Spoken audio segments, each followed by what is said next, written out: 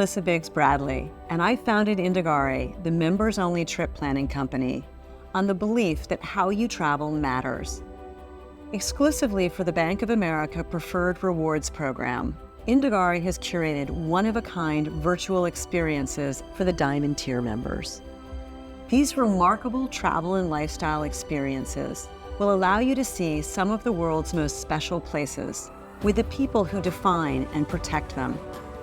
Join us as we unlock memorable destinations and open doors to very special access just for you.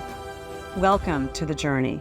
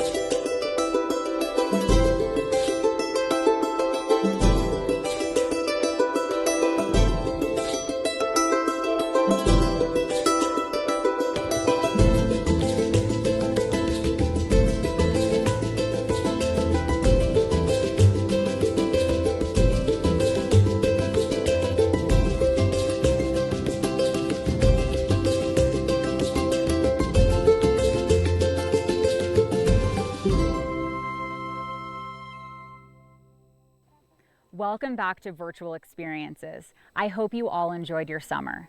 I'm Catherine from Indagare, and I'm happy to welcome Diamond and Diamond Honors tier members of the Bank of America Preferred Rewards program to Machu Picchu in Peru. We are standing near the Inca Trail that came to Machu Picchu from Cusco, the former capital of the Inca Empire. Your host for today's experience is famed British explorer, writer, photographer, and scholar Peter Frost.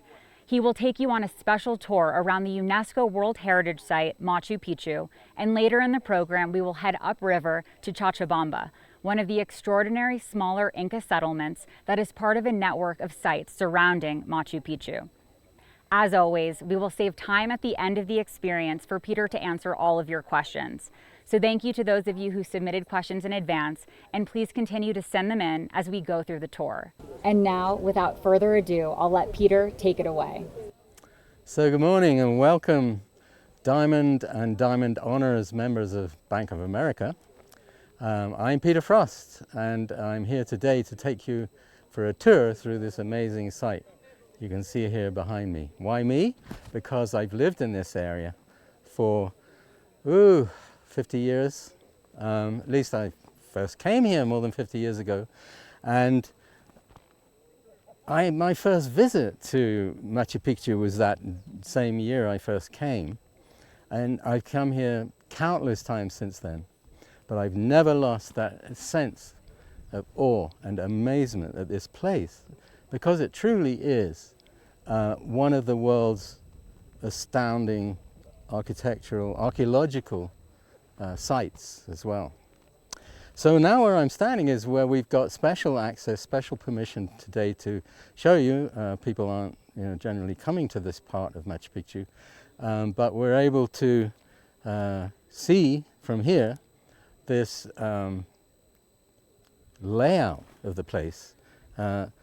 But what is it? What are we seeing here? Machu Picchu is not just a sort of old cluster of buildings somewhere in the Andes. It's something that was built by the Inca people in the 1400s and early 1500s in order to honor the landscape here. When I think about it, I see it as an expression of art, religion, and politics, a combination of those things. What's most obvious today is the art, the architecture, the layout, the extraordinary perspective that we see here. It's unique. And I'm going to talk to you a little bit first before we go down, because what we're going to do, I'm going to lead you on a tour down there through the site. You see, there's a line from here. We're going to walk down a stairway through this part of the site here, through that square you might be able to see over there, where there are some people standing, and beyond there, all around to the far end of the site, the north end, and then around the other side. So along the way, seeing a number of different places, and in fact, being able to access certain spots that normally people can't get to, but we managed to get special permission to do that. And so let's look at the layout of the site a little bit first, before we move on and actually get on the road and go to the tour. I want to point out the layout of this place, because it's a mountain ridge. It's fairly wide, but it's not enormously wide, and they've managed to pack in an incredible amount of structures in there where people were living, where people were worshipping. There were temples, there were water fountains, baths, storehouses, and of course dwellings, housing for the people who lived here. And they're so well, the whole place is so well designed and laid out, in my opinion, that they've managed to build a considerable open space into it too. In the middle of the whole site, you've got what I call Central Park, because there's lots of space for the people here to stroll around, stretch their legs, get together, or be on their own, and so forth. And that's so important for people when they're living packed into tightly sort of ordered urban space. They need a park, and they have one here.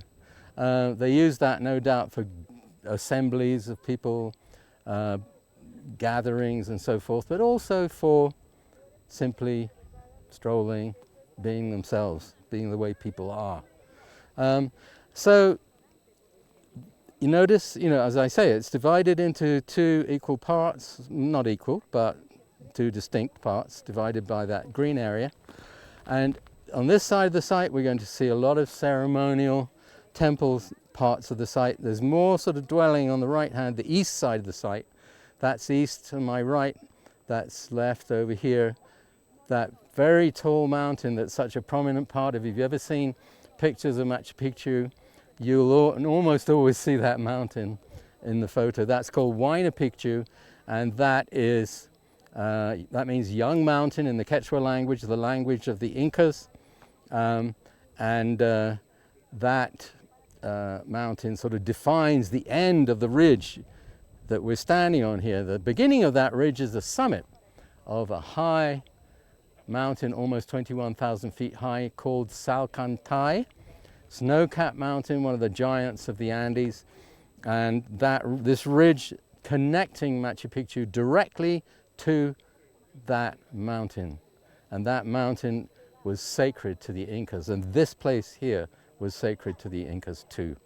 I'm going to talk more about that as we go along, but for now I'm going to begin to lead you to another part of this upper area before we begin our walk down through the heart of the site.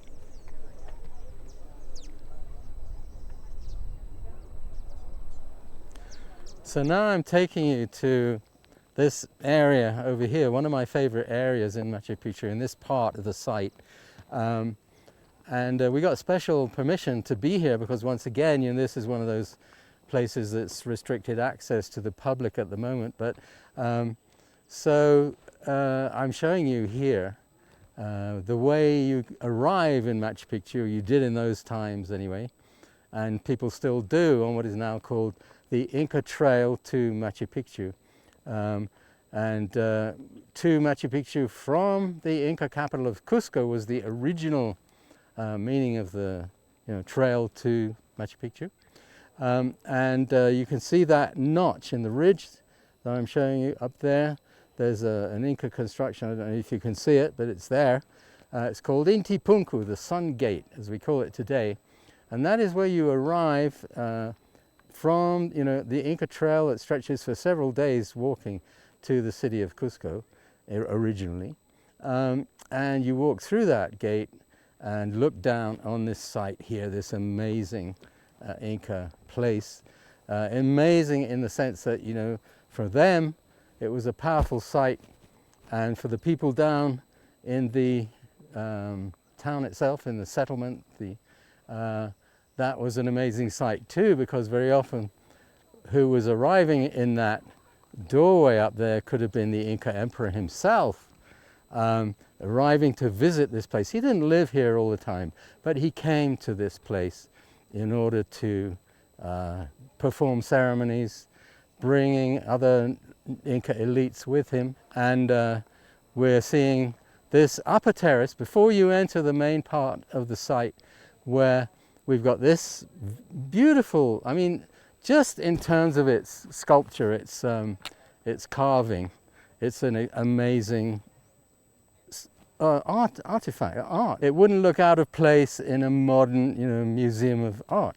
That was, you know, some kind of ceremonial stone, a place where ceremonies took place, and I think a place where the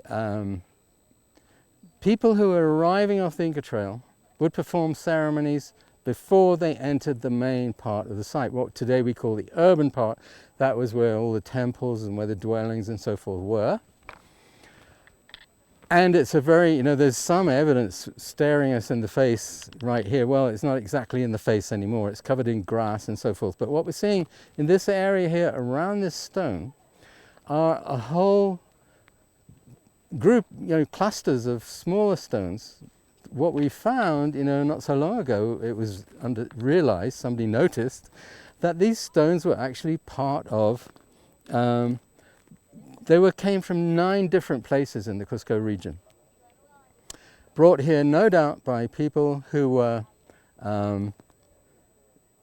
allies of the Inca emperor, not necessarily people who, you know, were reliable allies.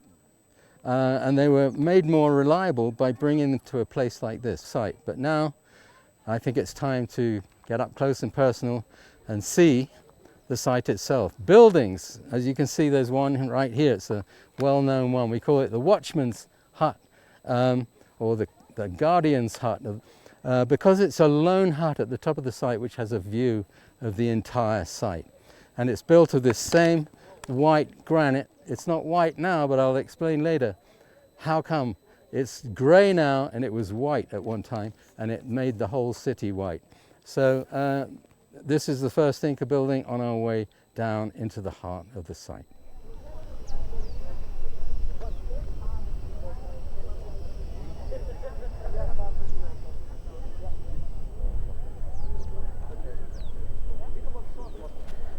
So now I'm walking through the main gate that takes us into the urban area of Machu Picchu. You know, this is a very significant transition, let's say, between the agricultural area that we just walked past and the urban area.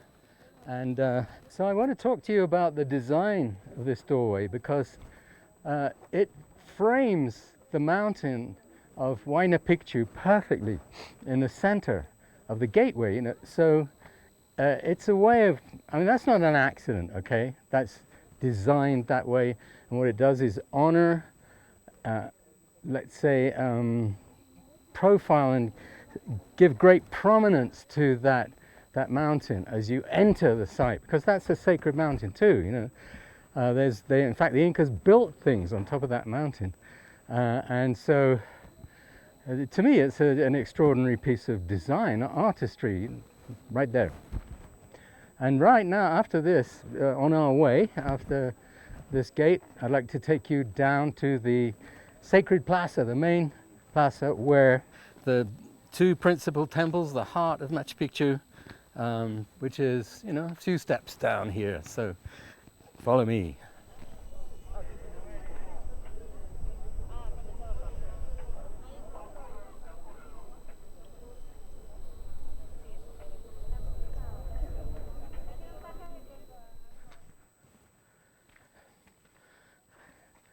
Okay, so I said I was going to take you to the principal square That's what I'm doing, that's where we're going. But right now I want to stop and acknowledge two things. First of all, this is afternoon tea time in Machu Picchu for the llamas.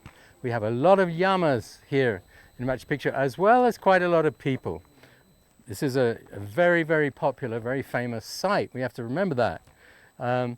We've got a few highlights for you here. Some of them quite special because they don't have public access, and we've managed to get access to those sites on your behalf.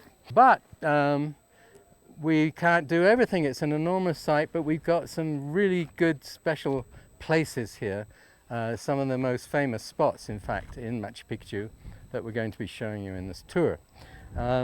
So let me talk about what we're seeing here, because, you know, although to the average eye, let's say, it's a pile of rocks, but it's a very important pile of rocks because this was what the Incas were quarrying the stone that they were making Machu Picchu out of. And in fact, if you look at it, you know, it's very jagged, very jumbled, and this was what this mountain was like when the Incas first came here. Most of it they've transformed into this extraordinary site by quarrying and cutting the stone. But the stone itself, you know, this part they hadn't actually finished off. Whether they intended to leave it like this or not, I can't say for sure, because Machu Picchu was never finished.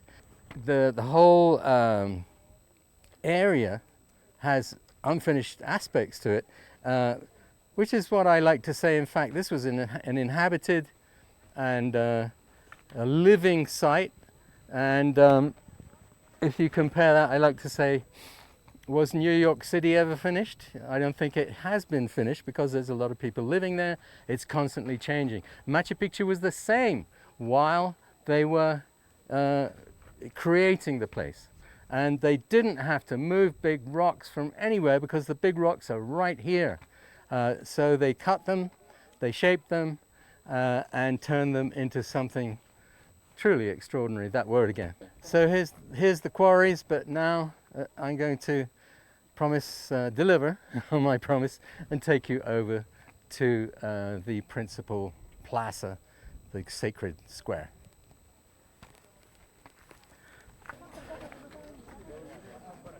So this is it. Here we are in one of the most important areas of Machu Picchu, what we call the sacred or the principal plaza, which has some of the most important temples here. This was one of their main worship areas, it would seem. A lot of ceremony was being done here.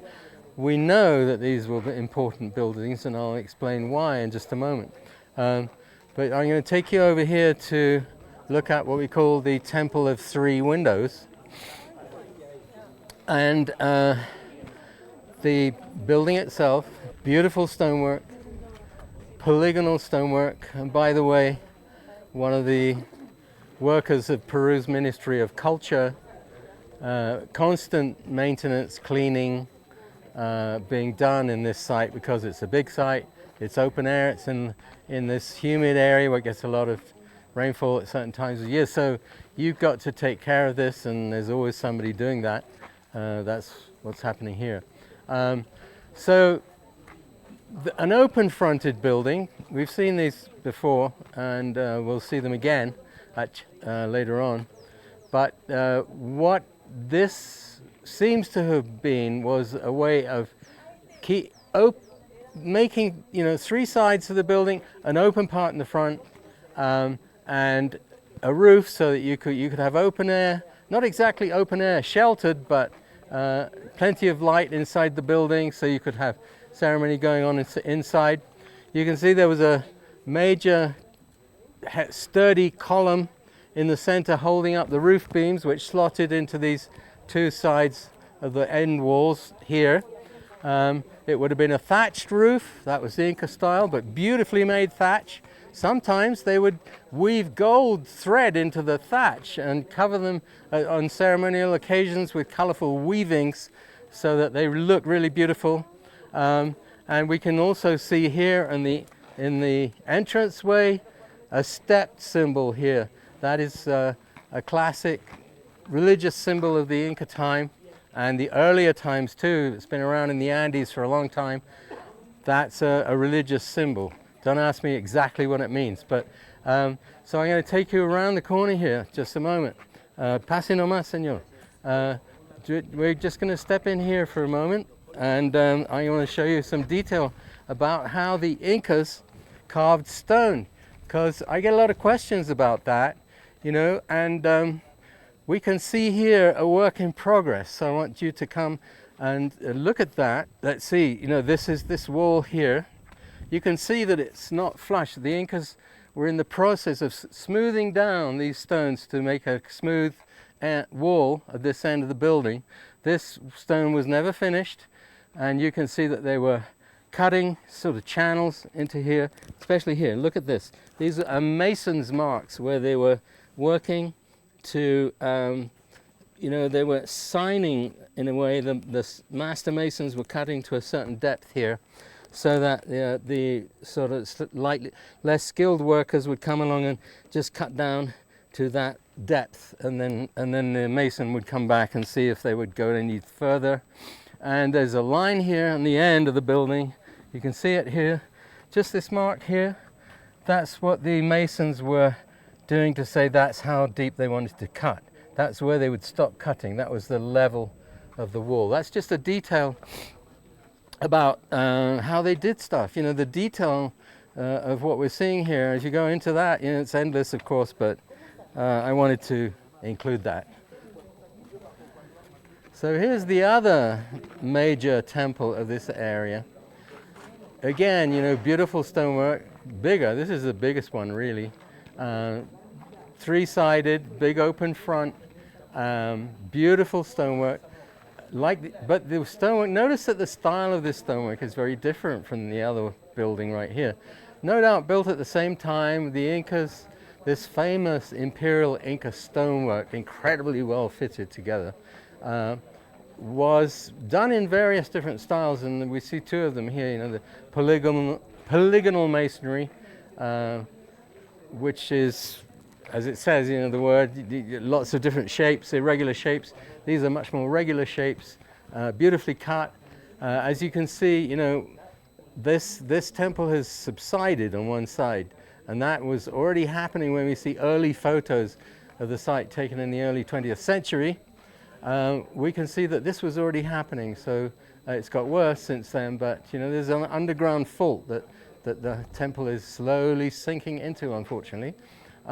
We got huge stones on both sides, as with the other temple. It's very massive sort of construction, and all these kind of details tell us that this was an important place. It had a sort of huge, what we call an altar stone. I don't know if that was really the purpose of it, but that juts out from the main wall here. Don't know, that probably placing offerings and so forth, maybe priests standing on the top of that stone during ceremonies, who knows? We don't know the details of those things, but it really has this sort of impeccable, look at the top of these walls, how beautifully finished they are. And that was one of the characteristics of the Incas. When they really got down to it, they could make incredibly beautiful stonework. And that's what we're seeing here. On a corner, by the way, over here, there's a stone that has this sort of kite shape, which actually perfectly replicates the shape of the Southern Cross. And not coincidentally, this stone points directly due south, so that you have, at certain times of night, you could be standing here behind it, looking up into the sky and seeing the shape of the Southern Cross in the sky above you.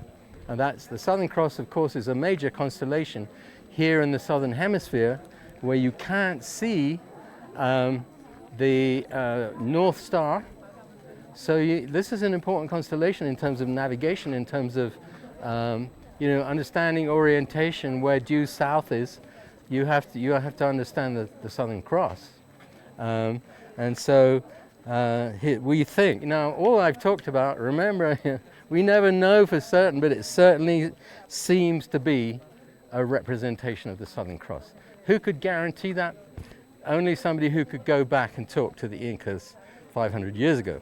Okay, so I hope you've enjoyed this part of Machu Picchu, and now I'm going to take you over to the northern plaza at the other end of the site.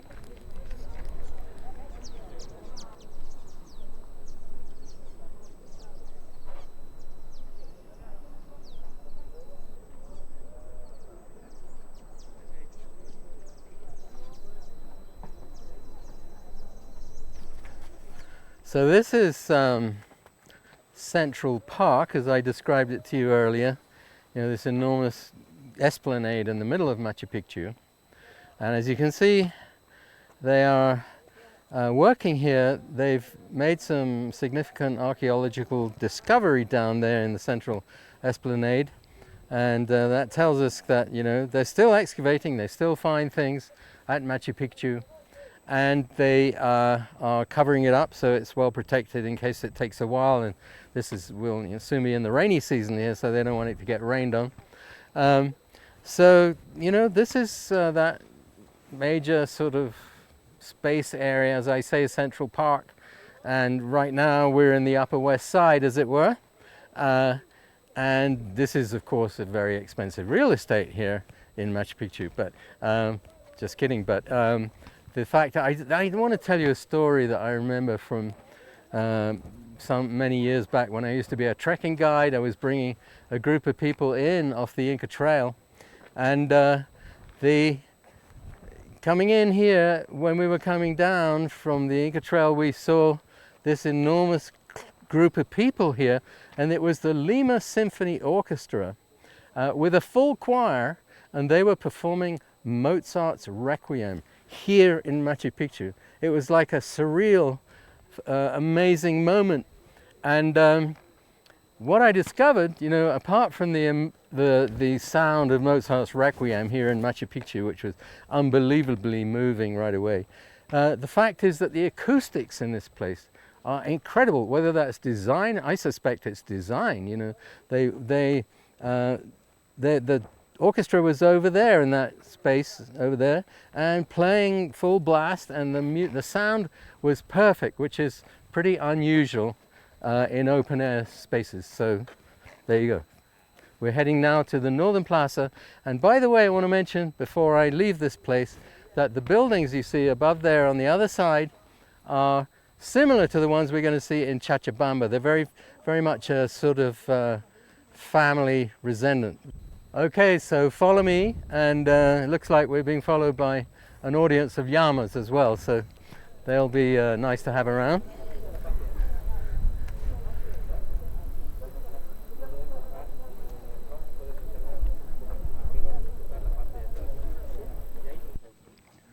So here we are, the Northern Plaza, sacred also because of a couple of things I'm going to show you here.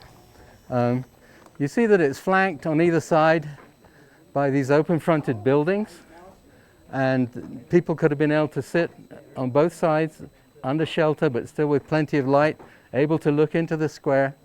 And at the end of the square is this enormous stone we call the Sacred Rock, which the outline of this stone profiles the mountain's landscape behind. So they call it a sacred rock, and it's not just a natural rock. It's been placed there. It's quite narrow, and it's only about this wide from the end on, and yet it's enormous. So that's been placed there, not just a natural rock. And notice there's this sort of platform around the base that sort of delineates it, separates it. It's like a frame around the rock. It's a waka, as we call these things. But it's also what I call an echo stone because of that aspect that it replicates the profile of the mountains. And so this framing device, as you might say, here, I also believe was like a platform where people would have stood to speak to people out here in the main square, because this is an oral culture. They taught by reciting poems and songs and so forth. And this is a great place to do that, because you stand here, talk out, and the stone is like a sounding board. It bounces your voice out into the square. So that would have been a great place to do that. Did they do that? I don't know. Okay, so that's what I think they were doing here.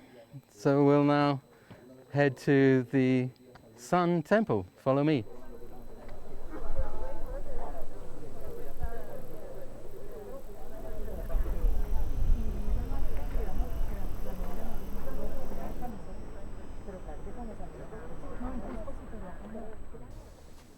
Okay, so this is the east side of Machu Picchu that I'm walking along now, and this wall that I'm standing by is an unfinished Inca project. I just want to show it to you before we reach the Sun Temple, no? Because this is interesting. This is an Inca work in progress. We call this wall the part of the unfinished temple. It was abandoned when the Incas abandoned Machu Picchu, but it's clearly, you can see, do you see all these dents and pit marks in the stone? This is where the Incas were hammering away stone to make the wall flat and smooth. And what was intended here, we don't know, because there's nothing on top really that tells us how they intended to finish it, but it's definitely something that was happening when Machu Picchu was abandoned.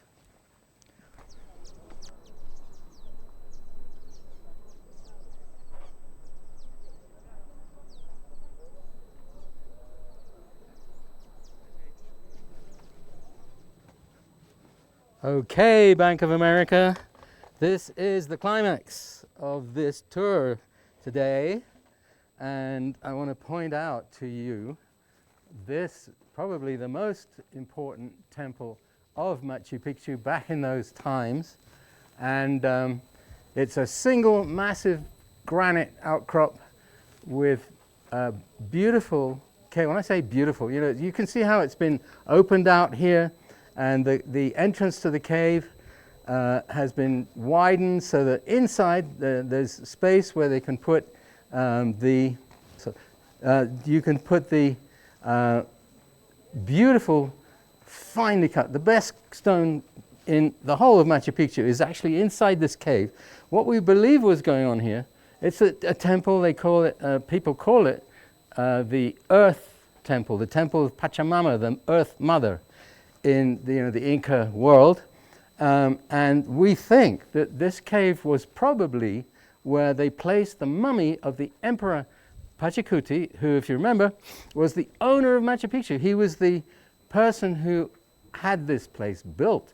He's a famous character in this part of the world, the founder of the Inca Empire, if you will, and so he also had Machu Picchu built for him, and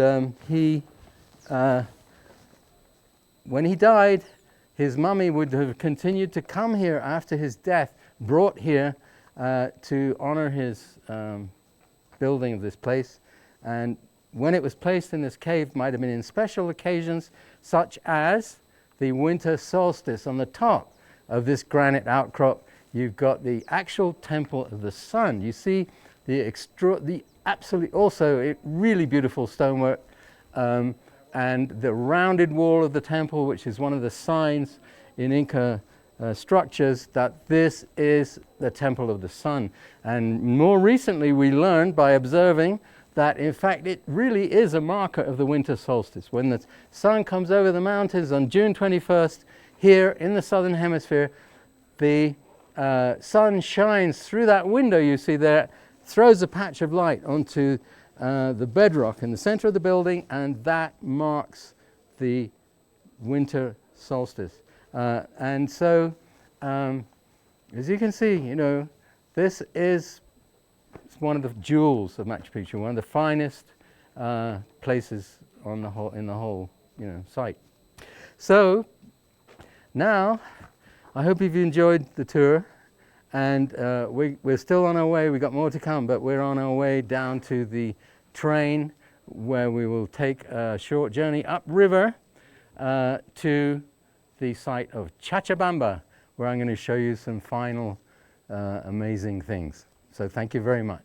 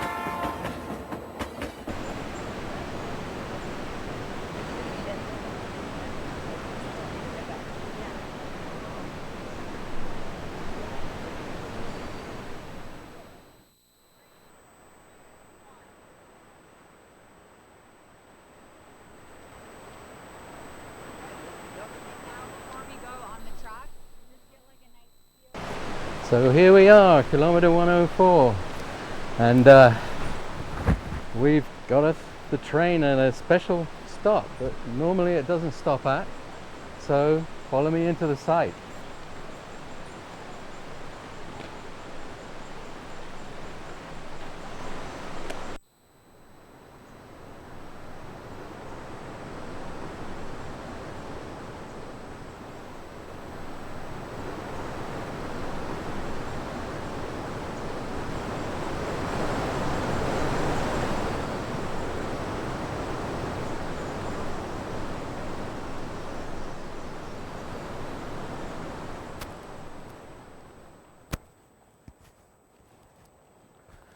So this is it, folks. This is Chabamba, and if you look at these buildings, you won't have any trouble recognizing the style. These are very similar to what we saw in Machu Picchu yesterday, but this is something different too, because Machu Picchu is this one sort of great consolidated, almost a city. People often call it a city. It's a bit different from a city. But anyway, this is one of dozens of complexes like this throughout what we call today the National Park of Machu Picchu. And it's a shrine area, a settlement too, but it's devoted to the worship or the veneration, if you will, of water. You see how this water channel comes in here, divides into two here, flows into two different sets of baths here. We call them ceremonial baths. People use them for ceremony, for ritual ablutions, that kind of thing, for cleansing themselves before ceremonies. We look at, we marvel at Inca stonework and the way they incorporated natural bedrock. There's the train we came on. Natural bedrock, carved the channel across the top of it, nice splash basin down below, and it's also very private. Notice that too, because you couldn't see into the bath from outside, so anybody who wanted to bathe, inside, probably naked, they could feel private while they were doing so.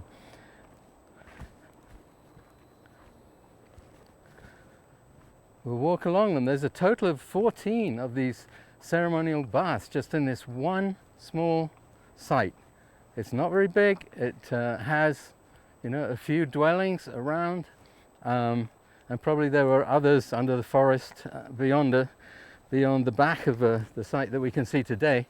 But it was definitely not a large number of people or a large area here.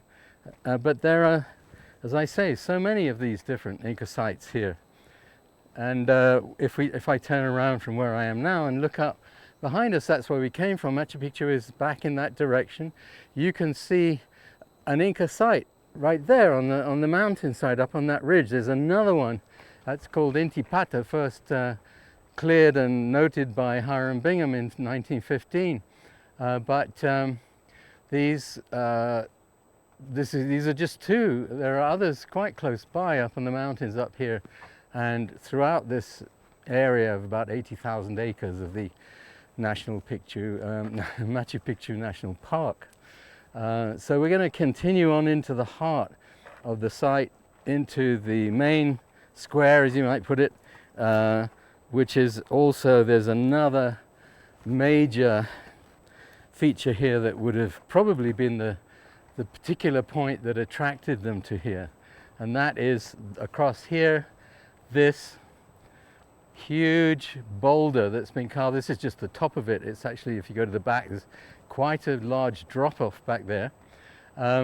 It's been carved. You can see there's a sort of bench, or an altar actually probably is how it functioned. There's a place where to leave offerings and sacred objects, so forth. A stairway, a little stairway there carved into the side where people could climb up and get behind the rock and so on. And on both sides and the back, wall built by the Incas to kind of enclose it, frame it, if you will, and face it in this direction. And where it's facing is to the mountain of Salcantay, this almost 21,000 feet high, sacred mountain. You know, if they were that big and covered in snow, they were by definition sacred to the Incas. These mountains were powerful spirits in their view of the world, and they ruled, they dominated the world in many ways, which is not irrational belief, by the way, because the mountains create the weather, they used to provide them with irrigation water and so forth. And so this is, of course, it's, you know, the buildings don't have roofs on anymore, but these buildings around the square had open fronted access to, not just access, but gave them light inside the building. You know, there's covered 3 walls and an open front with a column supporting the roof beam in the front. And those spaces, I think, would have been very, you know, people would have been working in these spaces. They would have been also conducting ceremonies, but often weaving, making pottery, that kind of thing. And that meant they had shelter if it rained, they were under a roof, but all the time they had, during the day, enough light to work by and so forth.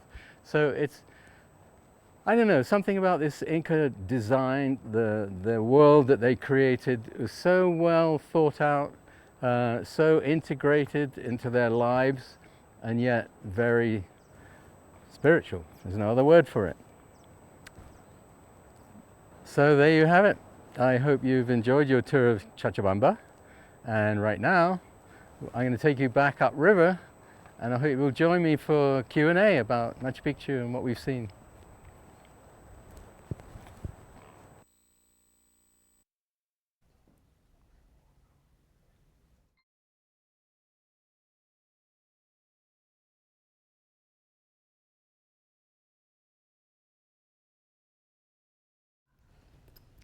Thank you so much, Peter, for such a wonderful tour of both Machu Picchu and that edition of Cochabamba. Well, thank you, Catherine. It's good to be here, and thank you, everyone, for joining us. Yes, and thank you to the Diamond and Diamond Honors tier members of Bank of America for being with us today. We hope you enjoyed that tour and felt transported to Machu Picchu. So we've got a lot of questions. A lot of them are travel related, and then a lot of them are site related. So I'm gonna try to balance going between both, but we'll start with some site questions for you, Peter. Are you ready? Yes, ready. Okay. Far away. Okay, so the first one, let's see. Was there a particular event or something that fueled your passion to share the wonders of Peru with the world? A particular event, no, I wouldn't say so, but a series of events and a period in my life when I first came to Peru many years ago that I saw so much here and became so fascinated by it that was when it all began, and I kept coming back. So no special event, but a special period, yes. Okay. And then, so did the Incas have a written language? You spoke about this a little bit when we were at the Northern Plaza. No, they didn't have a written language as we would understand it. No, they used, however, a system of knotted cords, which was very complex, which could transmit a lot of information. Primarily, I would say, statistical information, but they also could transmit verbal information to some degree in those as well. So yes, they were called quipus. Okay. And next one is, this is a good one. Is there any remote chance of seeing another open air concert at Machu Picchu? Was that once in a lifetime? I see that as being pretty remote because the amount of people who go there every day now and the complexity that would add to their task of having visitors at Machu Picchu. It was a one-off, I think, and it was beautiful. It was amazing. It sounded very special. Yeah.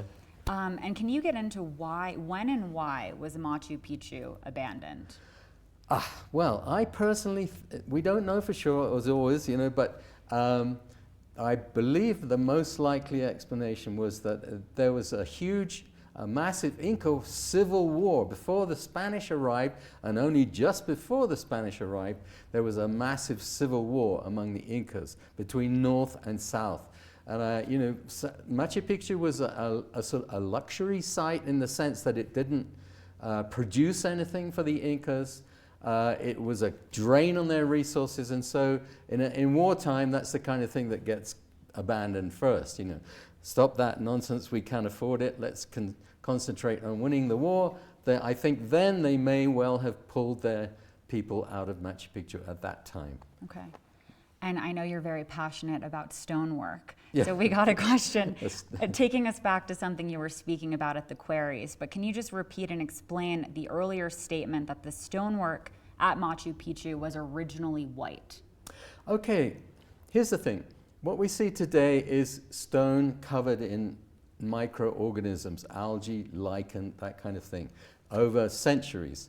Now, when you break a piece of that stone and open it, the inside, it's white granite, and there's a lot of mica crystals in it, which reflect the sunlight.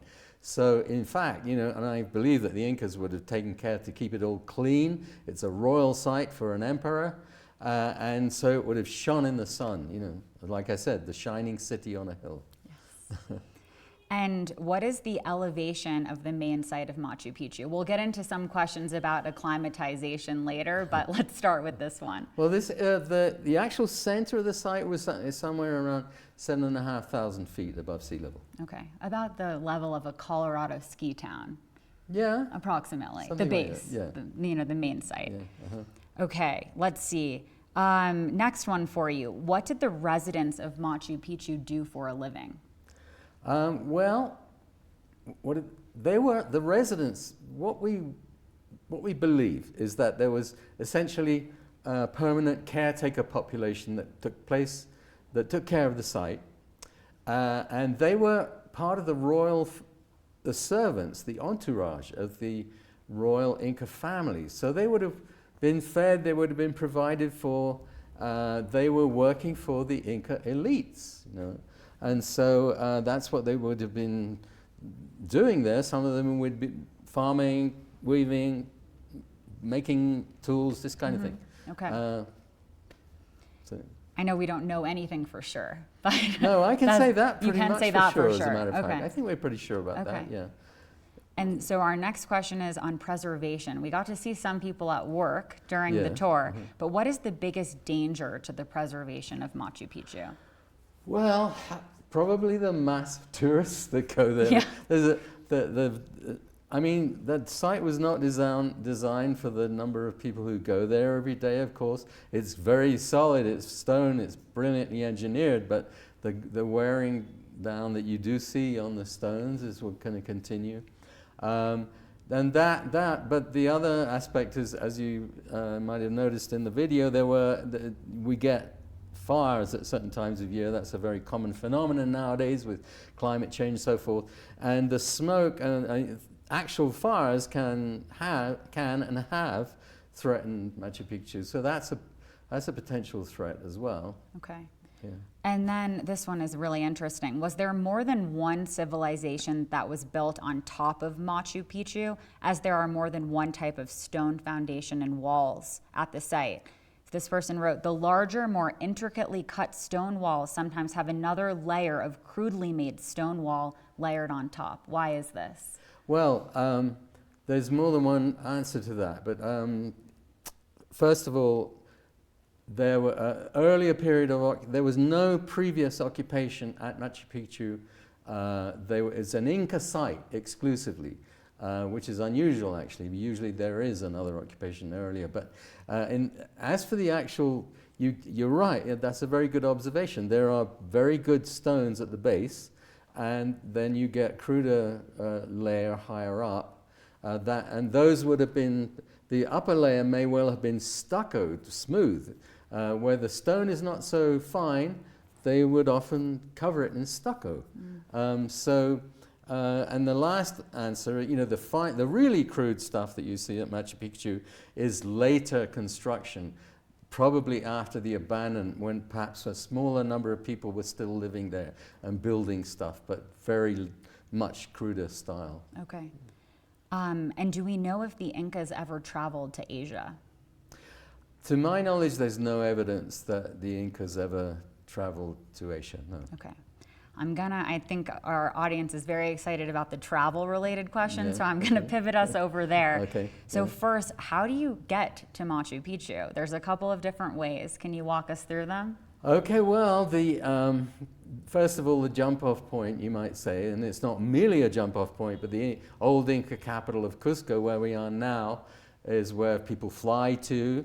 And then after that, you go down into what we call the Sacred Valley of the Incas. You take a train from the Sacred Valley down to Machu Picchu. Or if you're feeling, if you've made the arrangements and you're fit, you can take what we call the Inca Trail to Machu Picchu.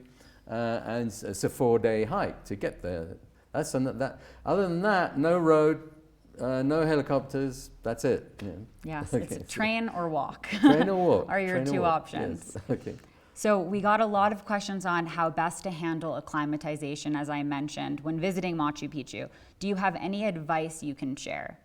Well, if you choose, and there is a medication known as acetazolamide, which is well known, it's known to be helpful for altitude adjustment. Physicians are fine with recommending it.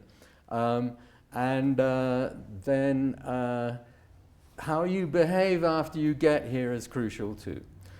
You've got to take it easy the first couple of days. You've got to drink plenty of liquids, and that means H2O, not alcohol. Okay,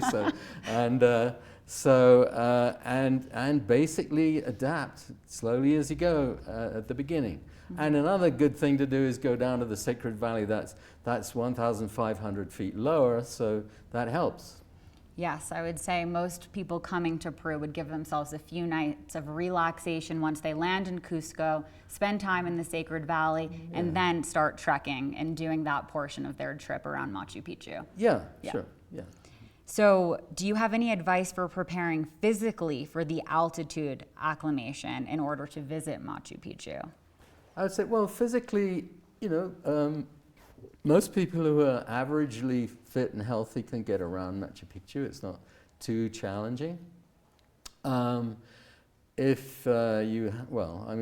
should leave it at that. I think that covers it. Don't think of it as a massive challenge to go there. It's not. Yes. There are a lot of steps to get up to the site, though. So we did have a question, let me see, about accessibility of the site. So for people with mobility issues, would you say that it's accessible, and just get into a little more details about what it's like moving around when you're there?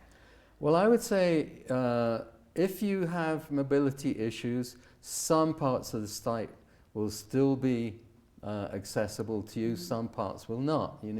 It's still worth going there, I think.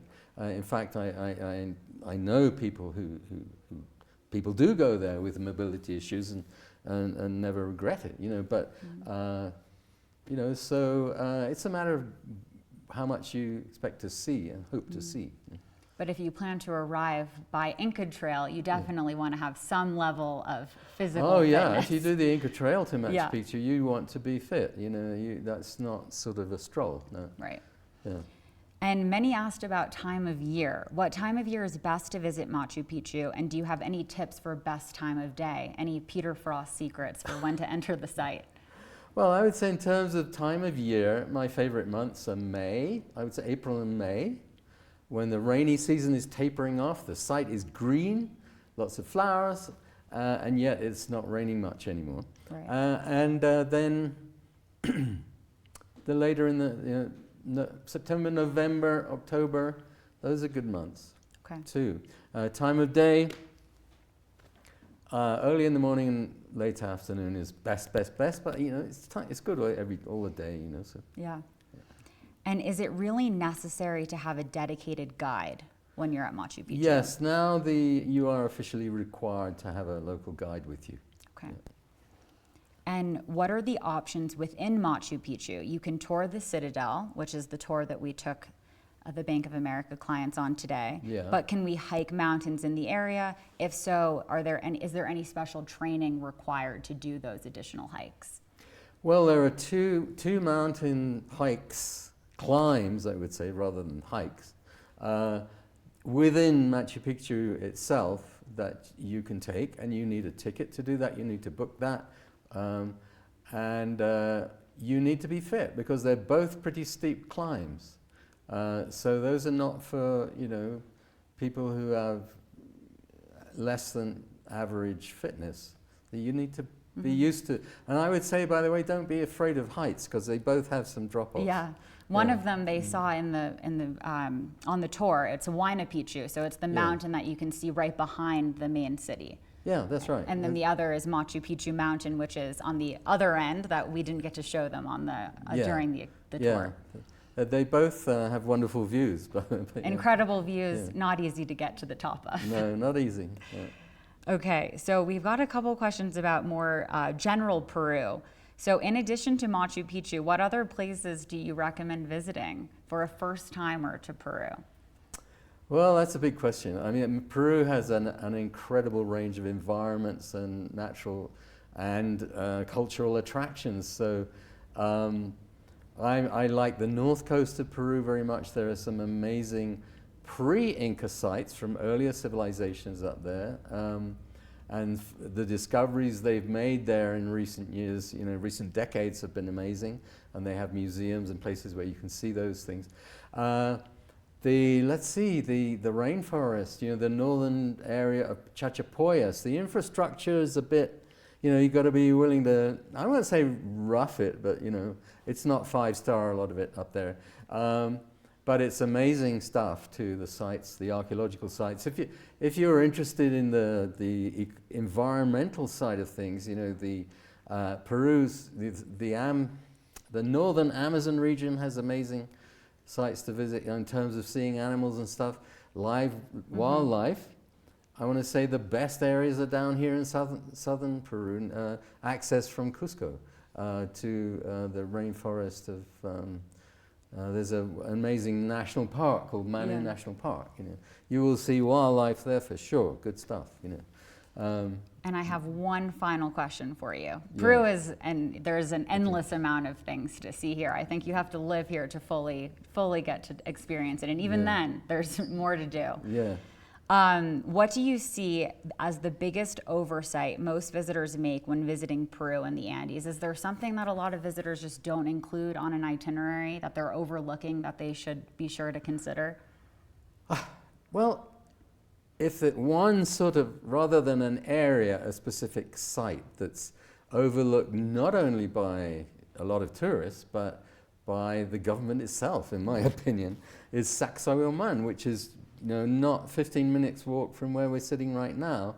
It's a massive, incredibly impressive Inca site, and yet so little is known about it, and that a lot of people just zip through it.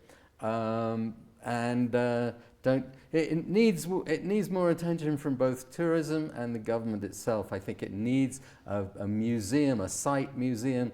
Here I am, sort of plugging my personal idea, but we need a site museum at Sacsayhuaman. Please, Let's make it happen.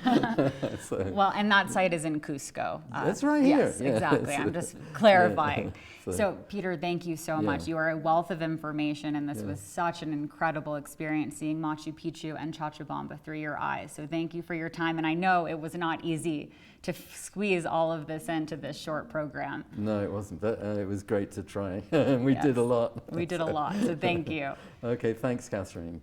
And thank you to the Diamond and Diamond Honors Tier members of Bank of America for joining us today. We hope again that you felt transported to this region and felt that you really got to see Machu Picchu for all of its glory, whether you've been here before or hope to make a visit in the future. We did get a lot of those travel questions, so it goes without saying that Indagare can help you plan your trip to Peru if you're interested. And in a follow-up email after this program, we'll actually send you a sample itinerary for Peru in case you'd like to explore that. We'll also send you a survey. As you know, we love your feedback. And we will send you the recording in case you'd like to rewatch this experience. And we will see you as well in Romania next month. We're heading to Transylvania, to Bran Castle. That's our next experience for you. And then in November, we'll be at the Great Barrier Reef in Australia with the legendary conservationist. So thank you so much again, and goodbye from Peru.